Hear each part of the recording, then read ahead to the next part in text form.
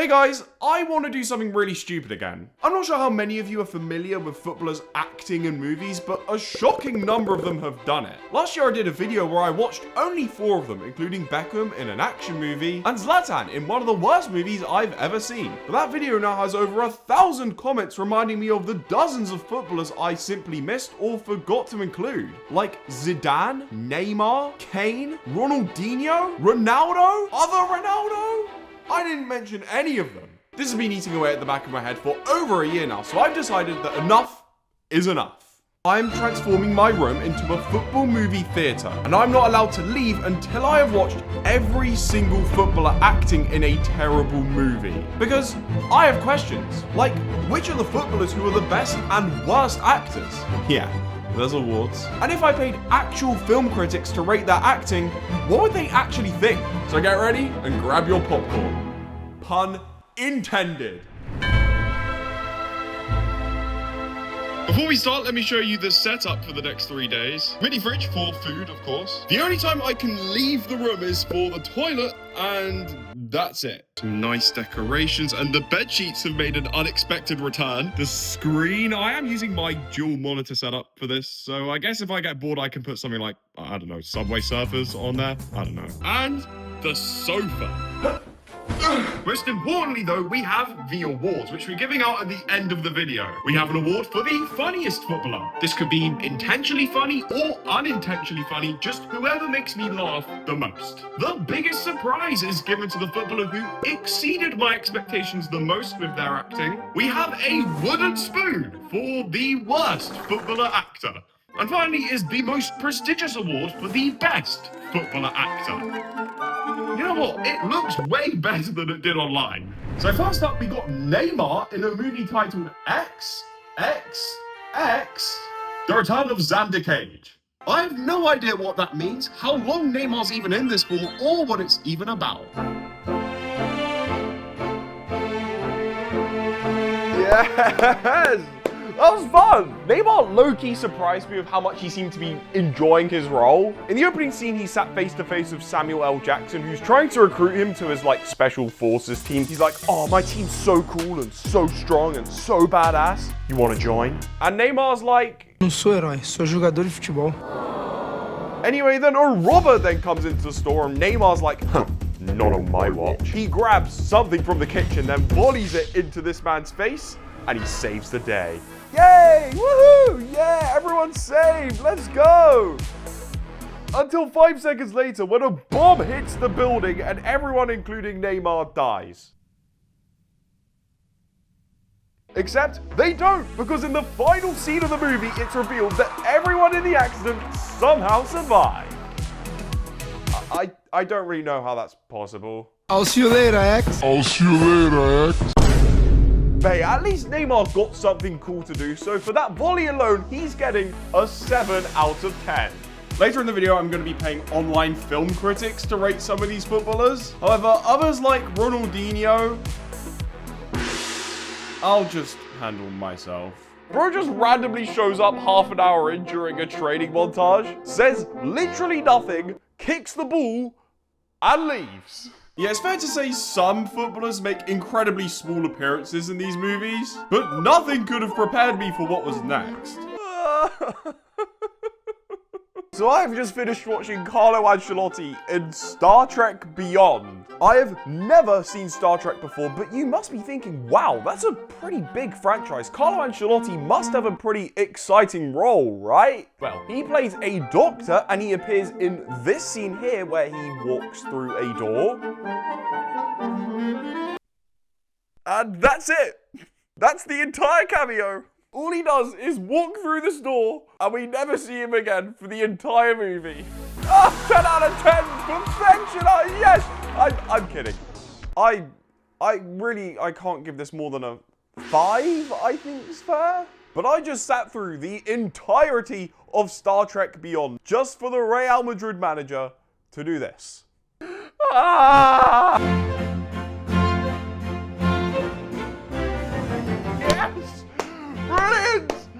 Oh, so good! R9 Ronaldo actually voices himself in an episode of The Simpsons. I know it's a TV show, but hey, I meant it when I said we're covering every acting performance. The episode's about Homer starting to ref Lisa's games, but Lisa then starts cheating and diving loads because Homer has no idea what he's doing. So Ronaldo, out of nowhere, just randomly shows up Ronaldo to tell Lisa specifically to stop diving. Your daughter is a flopper. Ronaldo, away! And then somehow agreed to then drop this bombshell of a lie. Another family broken up by Ronaldo. Yes!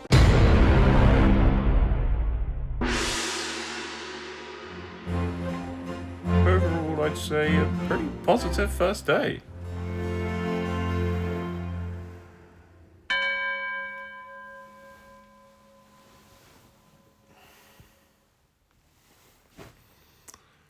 Movie time.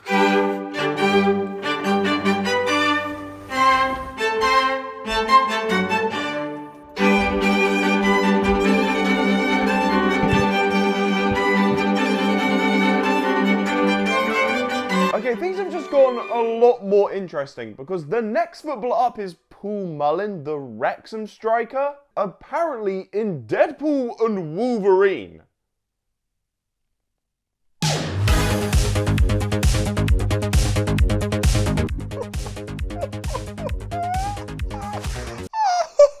So this is the first movie so far that I've actually seen a few times before, but for the life of me, I've never once noticed Paul Mullin at any point during this movie. Well, that is because he is in fact the man behind Welsh Deadpool. Welsh Paul. He has no lines, we don't see his face once. In fact, if not for the credits, I don't think anyone would even know he was even in the movie. They could have cast anyone for this part, but you know what? Thank you, Marvel, because you've given me an excuse to watch this movie again. Speaking of Deadpool though, I also just watched David Beckham acting in a commercial/advert for the Deadpool movie. I can't stay mad at you. I don't know, I guess him and Ryan Reynolds are just like really good friends, probably. Let's never let go. No, we should let go. Anyway, compared to last time's Stinkfest, honestly, he's improved a lot. I can't remember what I packed for lunch, but, oh, it's just a sandwich. I thought it was something a lot more interesting. But what was interesting is what happened after lunch, when we continued the trend of footballers and superhero movies, but this time in animation, with one of my favourite movies ever, Into the Spider-Verse. Because for some reason, Giroud is behind the voice of the Green Goblin in the French dub of the movie. It's not like that noteworthy because he only gets like, what, one line? Below screen time would not be an issue for the next footballer. We are on a roll, ladies and gentlemen. Who knew if you watched the Lego Batman movie in French, Griezmann would be voicing Superman? What? Waouh, c'est Batman! Il est carrément chez moi! Superman in this movie is like a big character too. He's in like loads of scenes, Griezmann has loads of lines. Non! Il y a dû avoir une erreur dans les adresses mail, c'est dingue mon... You know what? If you didn't tell me that was Griezmann voicing Superman, I would have just thought that was just a regular voice actor. I wouldn't have been able to know the difference.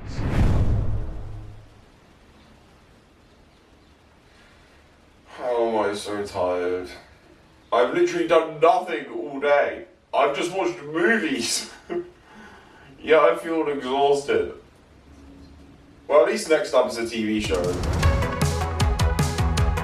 I think most of you will be familiar with Neymar starring in an episode of Money Heist as the monk Zhao. A mí no me gusta el fútbol ni la fiesta. Of all the footballers, Neymar in Money Heist is probably like the most famous example. I know I've included him twice and I'm only just realizing that now. Oops.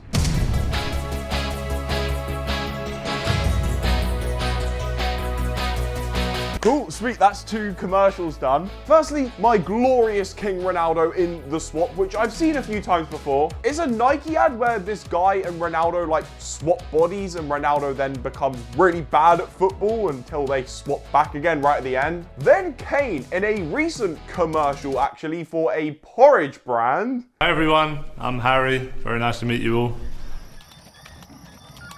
I struggling with the ratings here, so I decided to call upon two of the film critics I paid on Fiverr. One of them praised Ronaldo for his on-screen charisma, genuine expressions, and comedic timing, although they said he clearly lacked acting experience with a 7 out of 10. Meanwhile, another said Kane has a way to go with his acting. Where's my desk? They called him stiff and lacking charisma, and okay, we get the idea. I don't think it was that bad. Dinner time. Would it really be a JB locks himself in his room challenge if I didn't order a Nando's? Next is a big one though. Eric Cantona is up, and he was the winner last time we did this. Now Cantona's acting career is pretty big. He's been in like 90 movies since he retired, but very recently he has starred in a movie called The Killer. I'm gonna shut up and press play, but I'm expecting big things.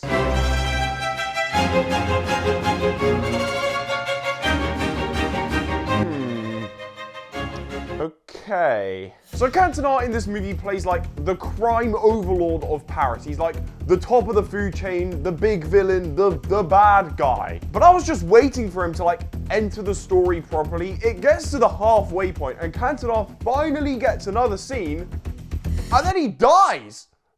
Just like that. This made me really stuck, so I called up on my film critics again to see what they thought. One of them said with minimal dialogue, he was able to fascinate the audience and has a screen presence with charm, complexity, and surprise. They gave him an 8 out of 10. I was backing Cantona to win this again, but now I'm not so sure. I went on to Neuer, who voice acted as this guy in the German version of Monsters University. Just as you do, I guess. Wow.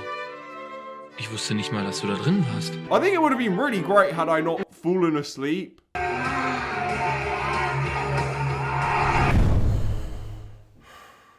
You know that feeling when you're so tired you can't do anything, but you just can't fall asleep.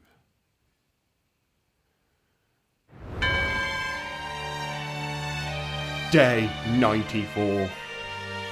I'm not sure how much my eyes can take before they give in.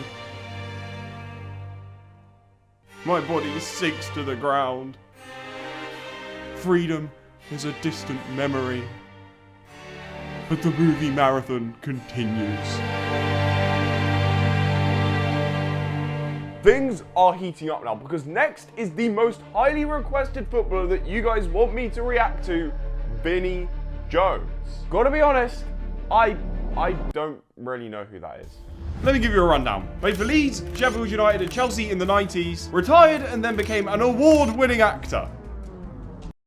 Yeah, you heard that right. This is an actor who happened to play for Chelsea. And today, we're reacting to the role he won the award for.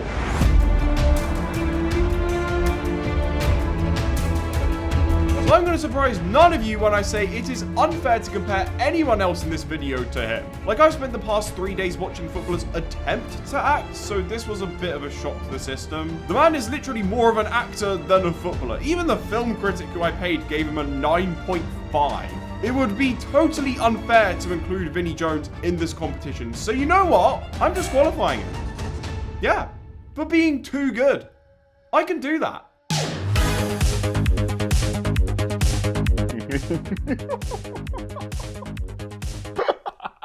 Pele.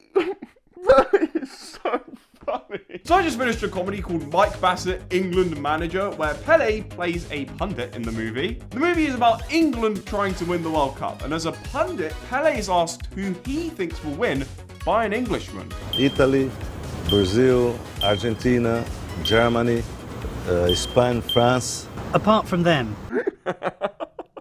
Yugoslavia, United States, they're very good. Apart from them. He finally actually gets round to talking about England. What about England? England sometimes. Bro is a generational troll in this movie. I can't. Well, in the movie, we get to like the semi-final, so actually not that bad. The critic I paid praised Pele's lightheartedness, surprising charm, and playful tone, giving him an 8 out of 10. Pele was a very close runner-up last year, so I knew he was a good actor going into this, but that was a strong performance again.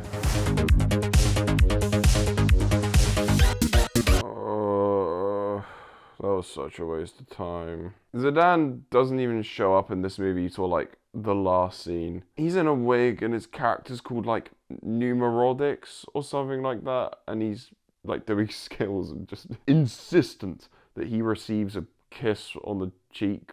I don't know. This was another Asterix and Obelix movie, like the terrible ones Zlatan was in last time. But this one was even worse, bro. This is the worst movie that we've watched so far. So there we were, the final stage.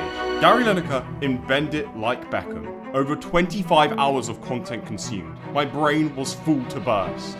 Yet so many questions unanswered.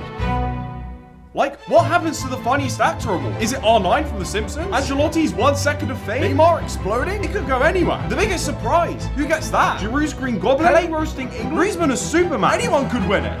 What are the worst actor? I mean, Ronaldinho was pretty bad, but so was Kane. So was Lineker, to be honest. And Zidane, what do we do with him? And then the best actor, who's even left? Griezmann? Beckham? Cantona? Neuer? Pele? So many decisions with no clear winners. Until there were. The results are in. The funniest footballer who made me laugh the most. A lot of them did, but I'm sorry. Ancelotti walking through a door and then just calling it a day has to be the winner. And the biggest surprise, this isn't necessarily the best actor that's coming up. This is for whoever exceeded my expectations the most, and that is Griezmann. The voice behind the French Lego Superman, such a big character, but one that very few people will ever get to play. Now, the big ones. The worst actor. I don't want to come across as mean or that I could do any better, because I couldn't. But I could only give it to the player with the worst rating, which is a tie, but I'm gonna say Zidane. Is this down to the fact that I had to watch through an entire movie just to get to his role? Yes, but the game's the game. Zidane, let's ditch the wig. And the best actor. Now, last time Cantona was the winner, we have to look at the highest scores here, and it is very close. But there was only one footballer who made me laugh, acted well, and who the critics also really loved too. So, the best footballer actor is Pele! The man who was runner-up last year finally gets the flowers he deserves. The best actor award goes to Pele. What a beautiful way to end the video. Was it worth wasting 3 days of my life just to get to this moment? Probably not, but I'm done now. So you know what? I can finally say freedom! And goodbye.